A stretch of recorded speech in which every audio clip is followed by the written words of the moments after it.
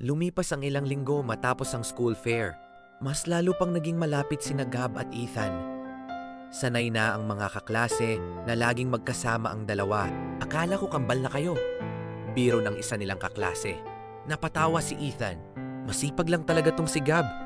Hindi ako makakapasa kung wala siya. Napangiti si Gab.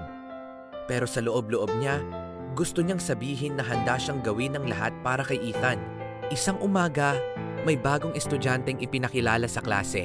Class, meet Claire. She's a transferee. Maganda, matalino, at palakaibigan si Claire. Hindi nagtagal, naging kaklose siya ng buong klase. Napansin ni Gab na madalas na ngayong kausap ni Ethan si Claire. Sabay silang tumatawa, sabay kumakain, at madalas na ring mag-chat. Pre, sa tingin mo, bagay ba kami? Tanong ni Ethan isang hapon habang ipinapakita ang litrato ni Claire sa cellphone. Parang may kumurot sa puso ni Gab, ngunit ngumiti pa rin siya. Oo, bagay kayo. Talaga? Balak ko kasing ligawan siya. Napayuko si Gab. Pakiramdam niya ay unti-unting gumuho ang mundong matagal na niyang binuo sa isip.